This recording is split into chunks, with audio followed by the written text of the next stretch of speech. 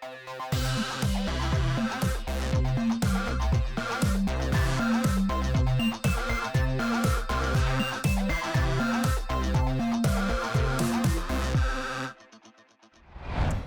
up, there's aspects of getting older we all crave.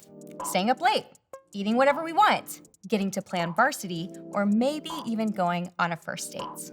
Well, for me, I could not wait to get my license.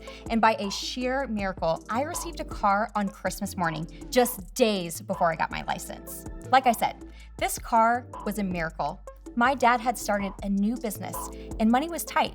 He knew I'd be needing a car to get me from school and work, so just as usual, he spent his mornings reading the Bible and asking God to provide for our family's needs.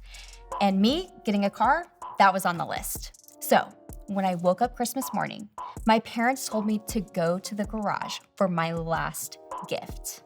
And there it was, a 1986 red Geo Tracker.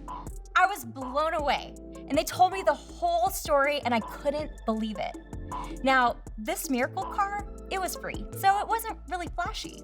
It just so happened to be a stick shift, and it didn't have power steering, so what that means is most cars you can easily accelerate, turn the wheel, but not in this car. Not only did I have to shift all the gears myself, I had to use all of my muscle strength to turn the wheel. Well, a couple days later, I had passed my driver's test. Check me out. Yeah. And you know what? I decided it was time for my first outing, all on my own. And I was gonna go 1.1 miles away. And it was a trip to hang out at my boyfriend's house for a couple hours. Ooh. But you know what? In the Midwest, it was a snowy day. But there I was, driving my car all the way to his house, down the road. Well, after we hung out for a while, it was time for me to get back home. So my boyfriend, he's standing outside my car. Here we are, just hanging out at his house. Well, after we hung out for a while, it was time for me to get back home. So my boyfriend's standing outside my car, and I was just gonna go straight and hang a left to be on my way. Here I am, just driving along. Well, I'm gassing it and releasing the clutch as best I can, but I guess I gassed it too much because I go flying off, and I'm hitting that left-hand turn with all of my might when I hit a slick spot in the road, and I'm just like spinning out of control. And everything goes absolutely crazy, and I end up slammed into a stop sign. My car just attached to it and spun all the way around, and I've got no hands on the wheel at this point. Well, the world eventually stopped spinning, and I realized I'm in a snow pile in someone's front yard. And that stop sign, it is facing the wrong direction now. My boyfriend at the time, he runs over and he's like, "Are you okay? I think I should drive you home." Well, I'm freaked out and a tad prideful, so I say, "No, I can't let you drive me home. Then my parents will wonder where my car is, and I can't let them know it's attached to a twisted up stop sign." So he pushed my car off the stop sign, and he gets me back on the road again. And I drive like a snail the entire way home. And you want to know what I was doing the entire drive besides crying like a baby? I'm throwing Hail Marys to God. God, please help me stop crying so when I get home, my parents don't ask me what happened. God, I should not be allowed to drive this thing. Please help me get home safe. I mean, who runs into a stop sign on the first day of getting their license? But in all seriousness, I think many of you can relate to me in that situation when it comes to prayer. We often resort to prayer when we feel we're in trouble, or maybe we're afraid. Maybe like me, you're asking God for a favor and you start to bargain with him. God, if you just help me on this one test, I promise I'll stop doing that one bad thing I know I shouldn't do anymore. But truthfully, when it comes to prayer, I think most people would agree it can feel a little unnatural, maybe even weird. Like, am I just talking to myself? God, are you really there? Is this even doing anything at all? Well, today we're gonna look at a guy from the Old Testament who said a prayer, and it literally saved his life. So meet Daniel. Sup, Daniel? Daniel's an Israelite, meaning he comes from a family that believes in God.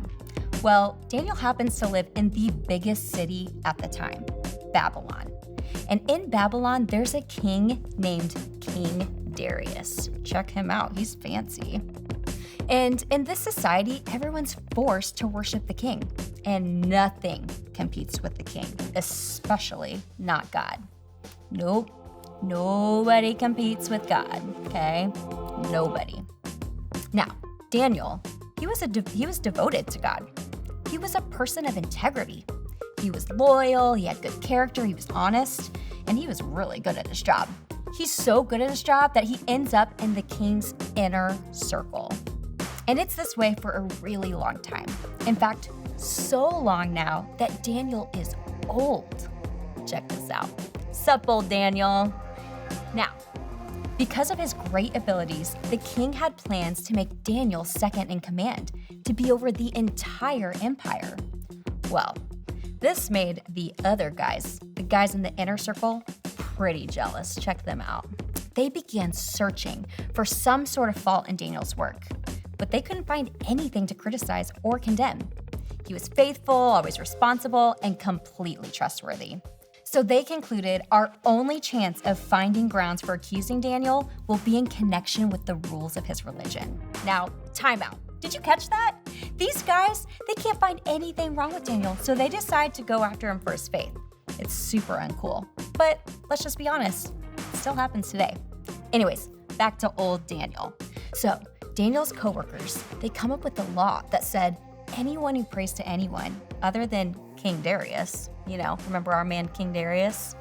Anyone that prays to anyone other than him is gonna be thrown into the den of lions, AKA sentenced to an immediate, brutal death. Now, I don't know about you, but that's pretty terrifying. I know we typically imagine lions to be like this. So cute, Simba. But they're really like this. So scary. They're huge, sharp teeth. Yikes. What does Daniel do next? Well, the Bible tells us that when Daniel learned that the law had been signed, he went home and knelt as usual in his upstairs room. He prayed 3 times a day, just as he had always done, giving thanks to his God. Now, his coworkers, they were pretty slimy. They followed Daniel home and saw him praying. So they went straight to the king to let him know. Daniel's decision to pray meant he was breaking the law. So that night, he was arrested and taken to the lion's den. Now, King Darius loved Daniel, and he was so sad about this that he himself fasted and prayed for Daniel that night. The next morning, King Darius went to the lion's den, and he hopelessly called out, "Daniel, was your God able to rescue you?" Now, to his amazement, Daniel called back, "God sent angels to shut the lion's mouth because I'm innocent." The king was so pumped, and Daniel was set free without a single scratch on himself. And as for the other guys, they were then arrested and thrown in the lion's den, where they were immediately devoured by the lions. But check out this last part, because it's crazy. King Darius ended up telling everyone in Babylon about Daniel. And he was telling everyone that there was one true God. And this is a God of miracles who reigns in heaven and earth forever. Now, this is a pretty crazy event that happened. God literally saved Daniel from a certain death because of Daniel's faithfulness to him. And students, I know it can seem like, wow, that's a really cool thing that happened to Daniel. But the truth is, the same God that worked that miracle out in Daniel is the same God you have access to. And God wants just as much to work miracles and do the supernatural in your life too. But how can we be a part of the cool things that God wants to accomplish? Well, when we looked at Daniel's life, it's really simple. It comes in the consistent daily habit of prayer. You see, Daniel broke the law because he was confident in who God is. And how do you gain that type of confidence?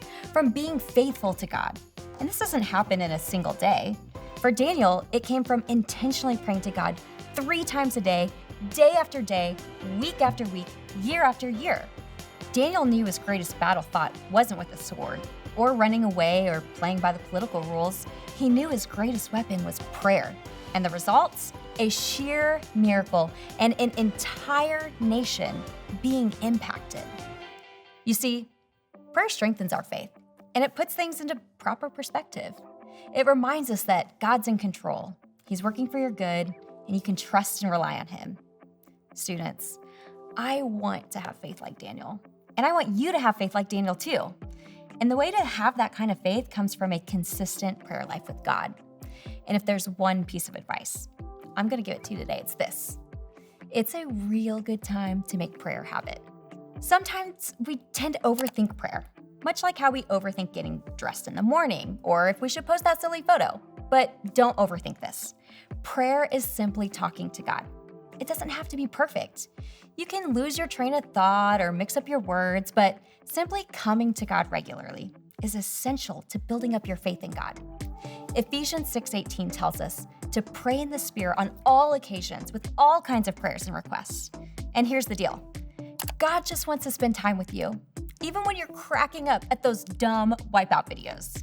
Maybe get like a salsa for maybe. But seriously, He cares about you. He wants to hear about your day. He wants to be the person you go to for advice. He even wants to answer your prayers. James 5:16 tells us that the earnest prayer of a righteous person has a great power and produces wonderful results. Now, I recently heard something that convicted me in my own prayer life. And it was this. If God granted every Christ-centered prayer you prayed this week, what would be the results? Oof. This was convicting to me because I started to realize there was so much I wasn't asking God to help with. But here are the things I could be asking God for. God, would you help me love that one person that's really difficult to love? Would you help me be a witness to that one person I know doesn't believe in Jesus? God, would you heal that person in my life that's sick? God, would you give me the strength to overcome that temptation? God, can you help me to worry less and receive your peace? Students, it's a real good time to make prayer a habit. In fact, I'd say it's the perfect time to make prayer a habit. Your prayers will shape and direct you. And the habits you have today are forming you into the person you're becoming. And if you want to have a faith like Daniel, today is the perfect day to start. So, I've got a challenge for you. I want you to pray 3 times a day for 7 days. And in order for that to work, I think you need to attach this new habit to an existing habit. So, what are some of your as usuals? Things you do every single day. Maybe for you, it's as simple as breakfast, lunch, and dinner. But maybe one of your as usuals is checking your phone when you first wake up, or putting your shoes on when you leave for school. Maybe getting a snack right when you get home. Think of 3 things you do every day and tag a prayer to that thing. You're gonna have time to think through 3 things you do every day during your group time, and you'll be given a note card. I encourage you to write those 3 times on your note card and then put it someplace you'll see every day. Maybe on your nightstand or your bathroom mirror or on your dresser. But let's be students that make an impact on our world through small but consistent conversations with God. Have a great week.